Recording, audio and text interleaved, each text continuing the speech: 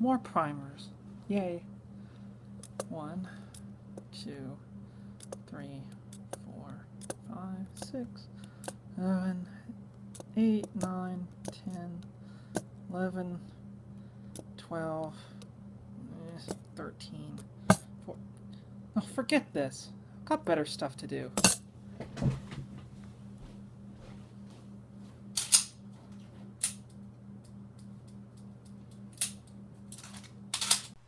Okay, we're live.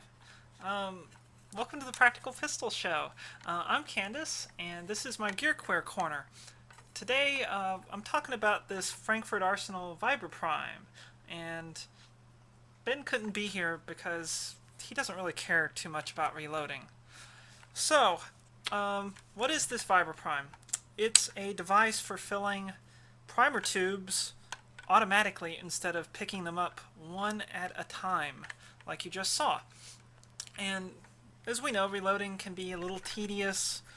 There's a lot of repetitive tasks, and picking up primers is one that, I don't know about you, but I hate. I hate picking them up by hand, and immediately when I started reloading, I wanted to stop doing that. So, enter the Vibra Prime. It's got a plastic handle here, whoops, with a little trigger and an electric motor that vibrates, and what that does is make the tray vibrate and the primers go down this little hole right here into this little primer tube that is proprietary to the Vibra Prime. Now, I don't think you should use this one. I think you should use the ones that came with your press. And the reason is that, at least on mine, when I lock it in and turn it, it splits it wants to split the Vibra Prime in half, which it's not really a good thing, and you don't need this. So I just use the regular ones. So let's watch a video on how the Vibra Prime works. This is the Vibra Prime. I'm going to load 100 Federal Small Pistol primers. This part over, flip it.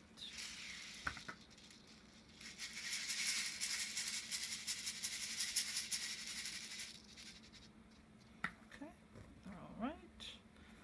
Make sure you align this end towards the small end of the tray.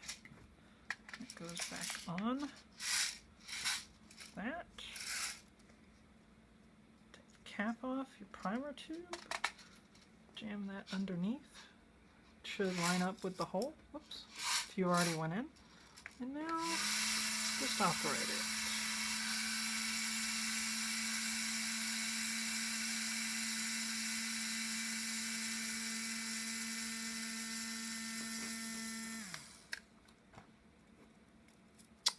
And there you go. Voila. Yeah, that one went really easy. Good. Okay, now that you've seen how the Vibra Prime works, let's talk about the pros and cons. So, the biggest pro is that it's cheap. It's only $49, and that's at Midway USA, which is where I got mine, and I paid, I think, $65 when I first bought it, because they were new and shiny, and they'd just been re-released, because they made them for a while, and they stopped making them, and they got really valuable, and then they made them again, and everybody wanted one. So I paid the high price. Now it's cheaper. So the other big pro to it is that, as you just saw in the video, it's really fast and efficient. And that'll go into the cons. So the biggest con of it is that it's not made very well. It's plastic. It's made in China. It is made to a cost. So you can see here that because of the primer tube that I tried to make work, the whole thing split a bit. I don't like that, but the unit still works okay. And the other problem with it that is kind of big, I suppose, is it doesn't work very well with Russian primers, like Tula or Wolf primers. Those are a little bit different dimension than all the American ones I bought, Winchester, CCI, Federal. I haven't tried Remington because I don't know why. Cellular and Below worked all right. I haven't tried Magtech, but all the American brands work just great. But the Russian ones kind of jam and get turned sideways in this little aperture here. Now, that's another part that is kind of maybe a con. There's a mold line right around the edge of this that goes into the little aperture, and I cleaned mine up with a needle file, a round nose needle file, just to get rid of it. The little mold line and flashing. You might have to do that too. And that brings me to the other thing that some people I know have got these and they gave up on them because they have a pretty steep learning curve. All I can say is that I had my troubles with it at first too, but I got better. I fixed the little problem with the plastic molding around the tray, and I got better with my technique. So if you stick with it, I think this works really, really well. So let's talk about some of the alternatives, because this isn't the only game in town. So as you saw in the intro to the video, you can get the Dylan Flip Tray. It's it's $21 and it works fine. It works about as well as you can make it work. I still have one as a backup. I don't really need it, but I got it before I got the Vibra Prime.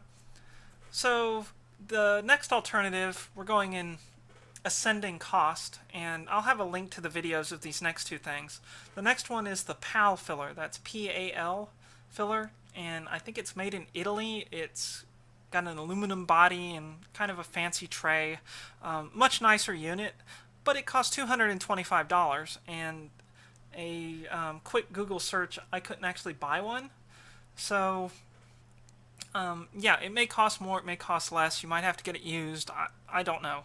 I'm sure it works a little better, but what I saw in the video was it's not appreciably better. It's probably just made a lot better. So maybe it works better with Russian primers.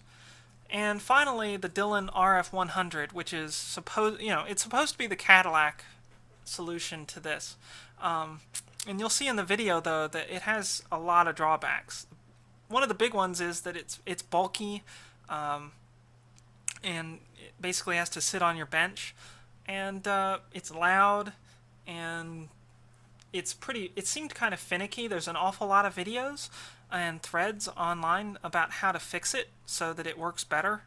Doesn't fill me with confidence on that, and if you watch the video, you'll see it takes a really long time to fill a tube, because of the way it works basically like a collator.